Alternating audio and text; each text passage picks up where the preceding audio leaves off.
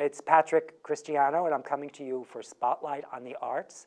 I'm at LTV Studio in Wainscott, and I have a really special guest again today, Scott Schwartz, the artistic director of Bay Street Theater and a very well-known director in his own right. Well, hello, Patrick. Thank you so much. Oh, thank you so much for coming to do this. I know how busy you are and how hard it is to get away to do things like this, so we really appreciate it. It's my pleasure. It is the middle of our busy season in the summer, but very happy to be here. Yeah, and you just had your gala this Saturday that I went to see. You called it Imagine. Yes, it was, the theme of our gala was imagination and the power of live theater to spark an audience's imagination and to spark creative people's imaginations, and how coming to live theater is an imaginative act for everyone, and it enlists the audience in a way that no other art form can. And you've been doing a lot of that. And your 3 seasons, we were working on your 4th season, is that correct? We are in the middle of my 4th season. Yeah, so your 4th season. You've rejuvenated the theater. Well, thank you. I mean, this is a theater that has an amazing history. I mean, you look back 26 years now, this is our 26th anniversary, and you look at the amazing artists who have been through, you know, the building and have performed on our stage: Mercedes Ruehl, Alec Baldwin, Kate Burton, Diane Weiss, the list goes on and on. Artists who are major television stars today. Bobby Cannavale, for instance, performed on our stage, you know, many years ago now. And the theater has had this extraordinary history of productions and artists, and to have come in here and had the opportunity to, you know, re-examine it and bring in new artists and also continue our relationships with some of the fabulous people who've been here before has been a thrill for me. Yeah, well, it's tremendous what you're doing. I mean, your production of My Fair Lady last year, I think, was one of the finest productions they ever did at Bay Street. It was magnificent. Thank you. We loved that production, you know, and it was so exciting because I think one of the things that Bay Street can do that almost nowhere else can is take these shows which you've seen on a larger stage and strip them down so you can see them in a new, intimate way. And I think that's what we did with My Fair Lady, and I think it's one of the reasons people responded so strongly to it. We had a wonderful director, of course, my dear friend Michael Arden, who, you know, directed Spring Awakening last season. He's going to have a production on Broadway this coming season of Once on This Island, a new visionary revival of that, and so he did a beautiful job on it was the show. Tremendous. It was tremendous. But let's talk about what's going on now, because you have a wonderful show there right now by the two-time Pulitzer Prize-winning playwright Lynn Nottage. That's true, yes. Intimate Apparel, which you directed, and you did a superlative job. I saw the original production. You're right up to par with it. It's tremendous, and we have a big television star, Kelly. I don't watch television, so help me out. Kelly McCreary? Kelly McCreary from Grey's Anatomy. She's currently one of the stars of Grey's Anatomy. She's wonderful. Your whole cast is wonderful. Isn't it just a great company? I mean, this play, I saw the original. It was at Roundabout Theater Company, and I absolutely loved it then. It's stayed with me. It was about 14 years ago, and when I was planning this season, this play came to mind, and I got very, very excited about it, both as an artistic director to bring it to our audience, but also as a director, and to look at the play in a fresh, new way. You know, it's set in all of these different bedrooms, and I had this idea of, well, what if there was only one bed, and everything kind of revolves around that one bed, and it gets transformed before your eyes to represent the different bedrooms. So that was a really exciting task. And Kelly, you know, in particular, is just a really great actress. I mean, she's wonderful in Grey's Anatomy. She plays Meredith Grey's sister, half-sister, and she's been on the show since 2014. And she's completely transformed herself for this role in Intimate Apparel. It was a role that Viola Davis originally played. And it's a role that's very kind of serious-minded, and who's kind of, the character's kind of down on herself for more of the show. And Kelly, if you meet her in person, is very light and delightful and funny. And in the show, she just completely transforms to be this seamstress in 1905 New York looking for love. She's terrific. I mean, the show's terrific. Your whole cast. I mean, is it true that casting is more than half the battle? Well, I think particularly in this play, that was true. You know, this is such an actor's play. It's a 6-character show. Kelly is literally on stage basically the entire show. I think there are 2 times in the entire performance where she's off stage for very short periods of time just to make a quick costume change. And so you need really great actors. And one of the things I also love about the show is that we have a very diverse cast. You know, it's about an African-American seamstress in 1905, and it has characters who are wealthy socialites. It has a prostitute, you know, that she makes intimate apparel for. It has these 2 men, a Jewish fabric salesman that she has kind of an unspoken love affair with, and a man who's an immigrant who's working on the Panama Canal. He's from Barbados, who comes to New York, and they meet through letters. And it's an incredibly diverse cast playing an incredibly wide range of people. And I think it's really kind of a wonder to behold.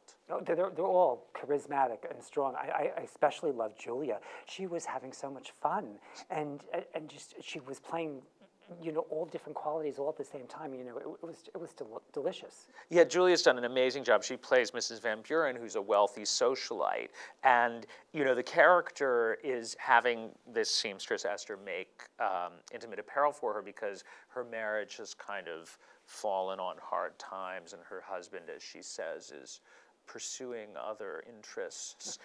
So she's trying to sort of reinvigorate her marriage and also have a child. They don't have a child.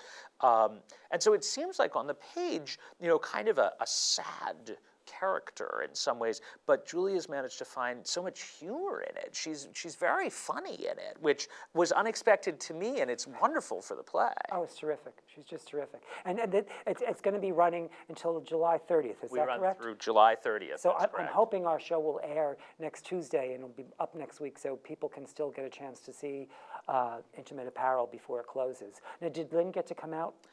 Lynn has not come yet, but actually I have heard that she's trying to come out to see it. And the cool thing about Lynn, you know, she wrote Sweat on Broadway this season, which she won the Pulitzer Prize for. She also won the Pulitzer for Ruined a few years back. Yes. So she is the only woman ever to win 2 Pulitzer Prizes for drama. And so we're thrilled to present this earlier work of hers, which I think is really one of her best plays. I was very memorable when I saw it originally. It just stuck with me, and Viola Davis made it really special. But her Sweat was my favorite show this season too. I loved Sweat on Broadway. Yeah, I thought it was great. It was really moving. It was powerful. Really great. It did everything theater is supposed to do. I agree. It did. But you know, you have new things coming up. So you have a production of As You Like It that you are going to do, and you have an Eileen Brennan is.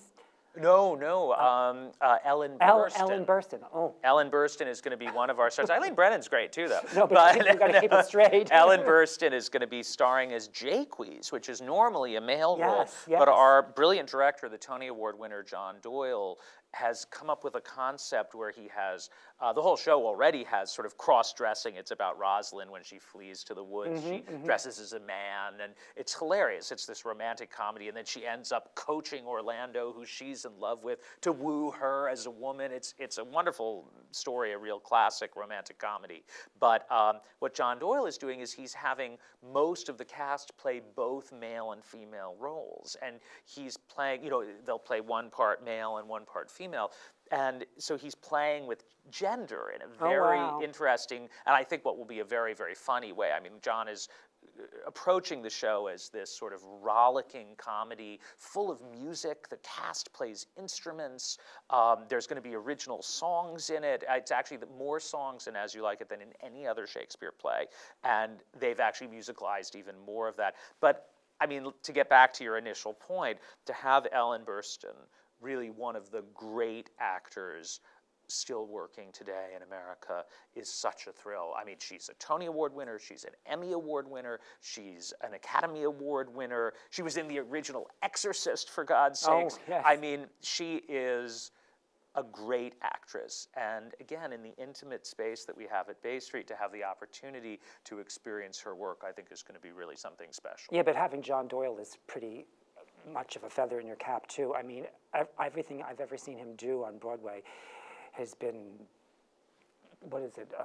He's reimagined. He is truly a visionary. Yes, yes. And he takes these shows and he approaches them in a way that really gets to their essence and core. I mean, he directed the hit revival of The Color Purple on Broadway Yes. last Oh, season, fabulous. which I had seen the original of, and I liked it originally, but his production was just gorgeous and astounding, and of course won the Tony Award for Best Revival. He won his Tony Award as Best Director for his production of Sweeney Todd. Which I saw too. Which had Patti LuPone playing a tuba, amongst other things. And one of his signatures is that he does these shows where the actors also play the instruments. And so he's doing that in As You Like It, and he's setting the whole show in the jazz age. So it's kind of 1930s, and it starts in a sort of sophisticated 1930s urban environment, and then everyone runs away to the country in the second act of Shakespeare's play, though it's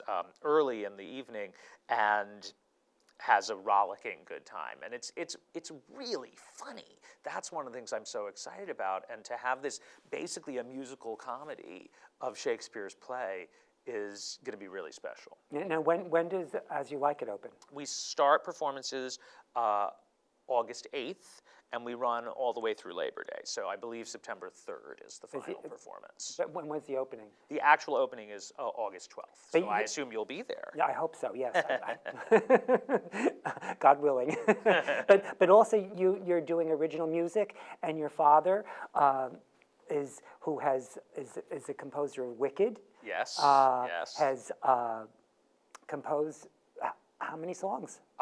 There are, I think, more than 5, because there are 5 in the script, and they've musicalized more than that. So probably 7 or 8 songs, and then there's music through the whole show. And yes, my father is Stephen Schwartz. Stephen Schwartz. I didn't say his name. In the Theater Hall of Fame. He's, the composer of Wicked, Godspell, Pippin, Disney's Pocahontas and Hunchback of Notre Dame, and Prince of Egypt for DreamWorks. I mean, he is my father, so obviously I'm biased, but he's kind of a legend in the musical theater. Well, I think Wicked has made him a legend in everybody's mind at the moment, besides his history before that, don't you think? I think that is true. In fact, they just announced the other day, someone actually told me this at the gala, I didn't know, that Wicked has now become the second highest grossing show in Broadway history, ever.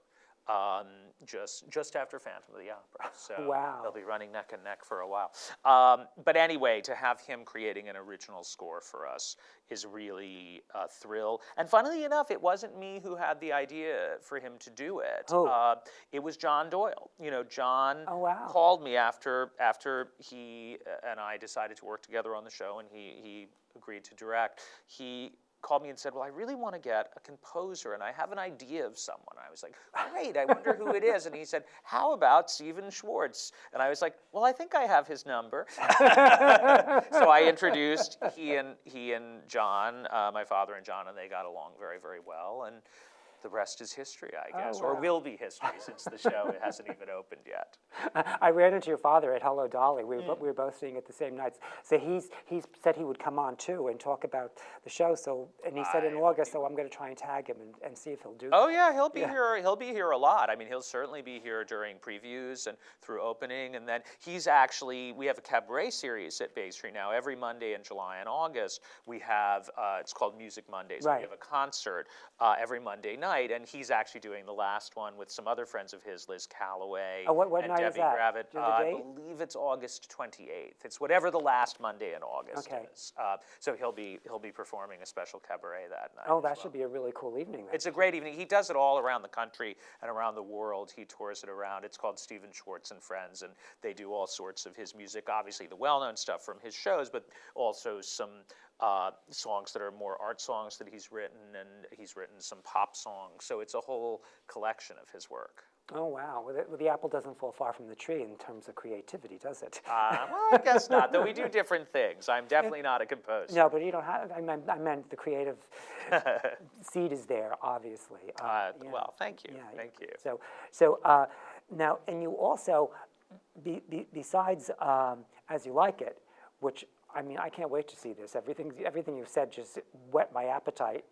I think it's going to be one of the best things we've ever done. You're gonna It's top one of this? the best directors we've ever had at Bay Street. I mean, he's really one of the great directors working today. You have Ellen Burstyn, the whole rest of the cast. We have is Andre brilliant Shields, as well. too. Andre It's DeShields, Touchstone. the original from the Wiz, and he's going to be brilliant. This wonderful actress Hannah Cabell is playing Rosalind, and she was one of the stars of the play The Father on Broadway last season, which Frank Langella was the star of that, and he won the Tony Award. Oh, yes, for it. yes, She yes, was yes, in I that saw with that show. him, and it's just astounding.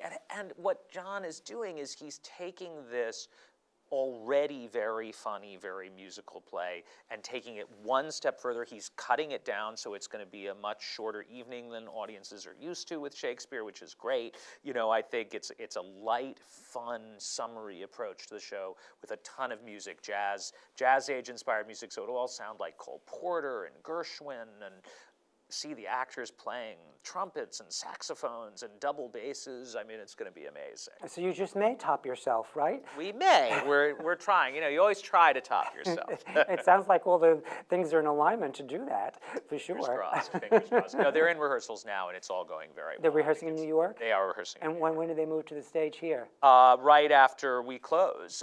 So Intimate Apparel closes on the 30th of July, and then there are a couple of days where we take that show out and put the new set in, and then they start, I think around August 3rd, they're going to start working on the stage. So all this really keeps you hopping, huh? Definitely. It's still, you know, we've finished our gala and we've gotten 2 shows open, but we have a really busy summer for the rest of the summer. Oh my gosh! And you're doing Kiss Me Kate. It's a free. Is it 2 performances or one? We're doing 2 free performances of Kiss Me Kate. It's I believe it's August 25th and 26th, so it's Friday and Saturday night. It's of a new program at Bay Street called the Under the Stars program, and we're partnering with Mashashamuet Park in Sag Harbor. I bet many people know where it is. It's right at that corner where there's Otter Pond and there's a gas station in Mashashamuet Park.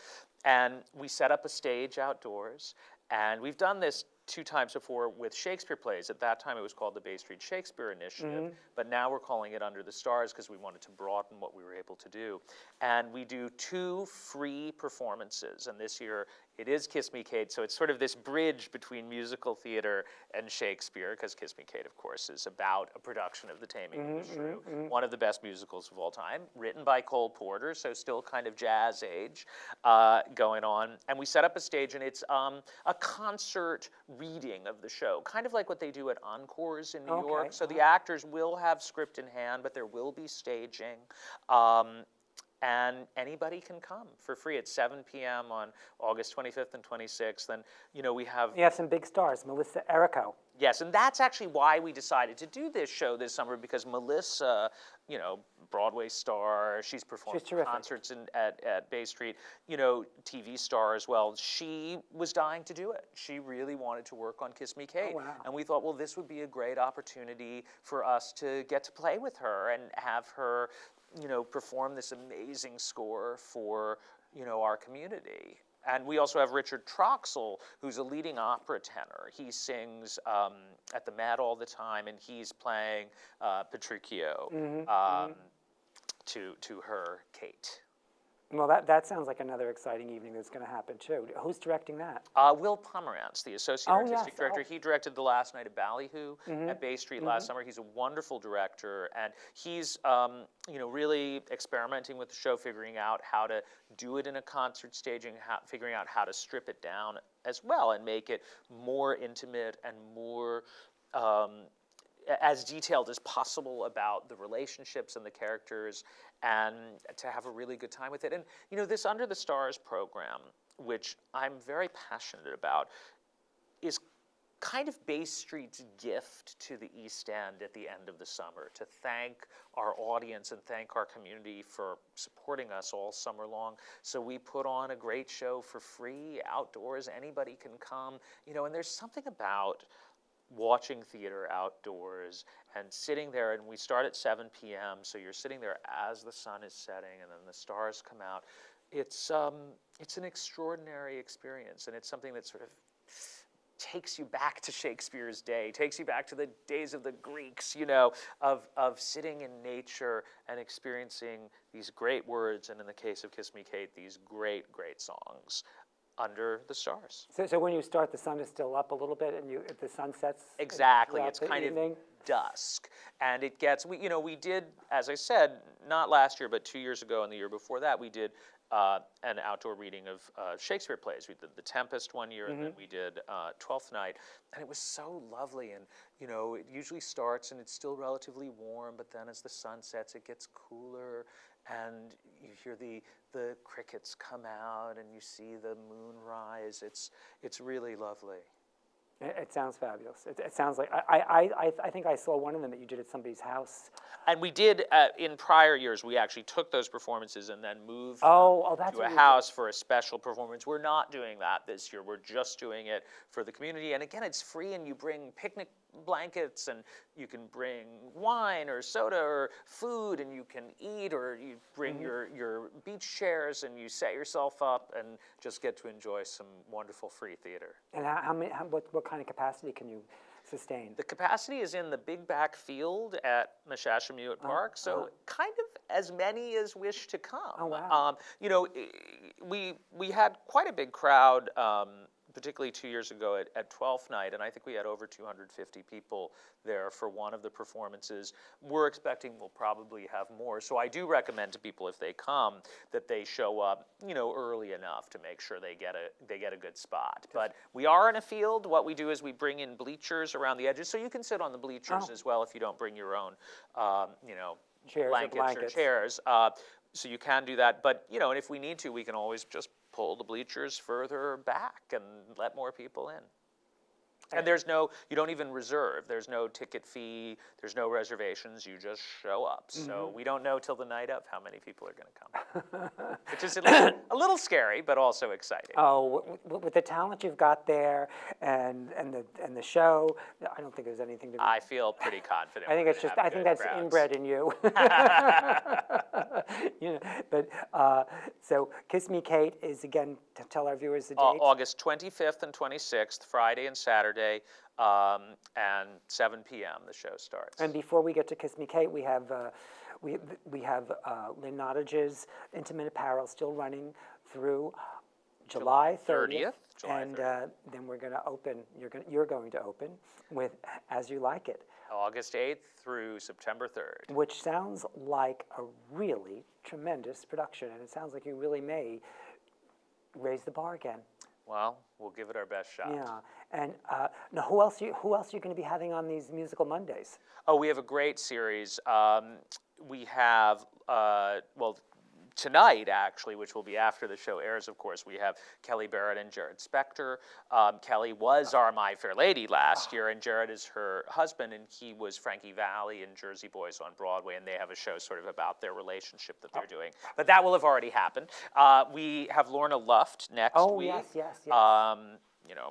Amongst Judy's many daughter. other things, Judy's daughter, and she's going to be amazing. She has this great show. We have Billy Porter is coming. Oh, yes, the original Kinky Boots. The original Tony Tony Award Award winner for for Kinky Kinky Boots.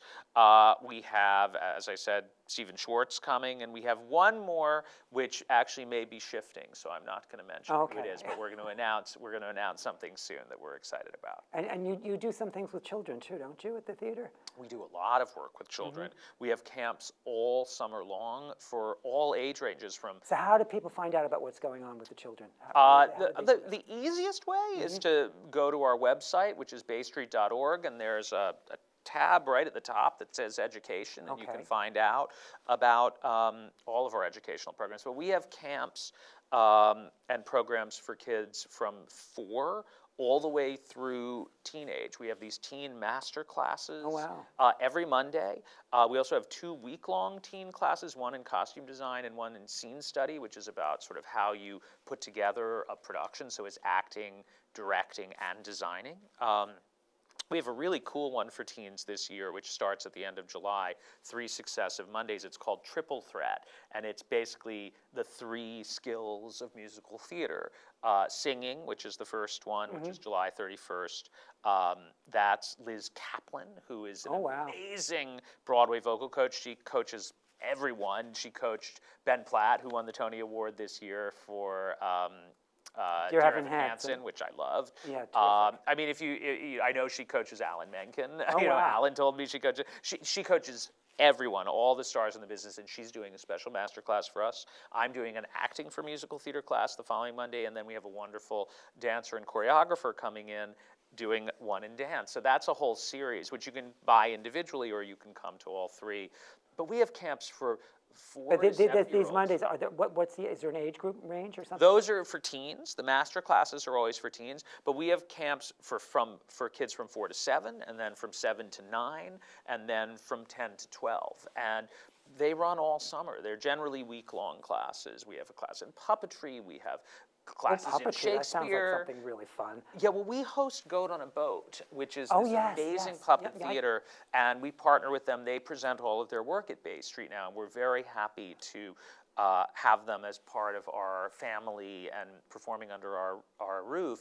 And Liz Joyce, who is the person who founded and runs Goat on the Boat, teaches a puppetry class for little kids, as my wife would say, teeny tinies, 4 to 7-year-old. But we have great classes. We have this program called My Life the Musical, which we've been doing for a while, and those are the kids create their own musical and they learn about musical theater. We have different Shakespeare-inspired classes. We're actually doing an abridged version of As You Like It. That's for our older group. That's for 10 to 12-year-olds. We're running out of time, believe it or not. It goes so fast. Do you It believe does. that? So again, you can still see Intimate Apparel through July 30th, and then As You Like It opens. I want to thank you for coming. It's been terrific. It's wonderful to talk to you. It's a delight. It's always good to see you. I love seeing your work, and I think we're out of time. Well, thank you very much. Is not in service at this time.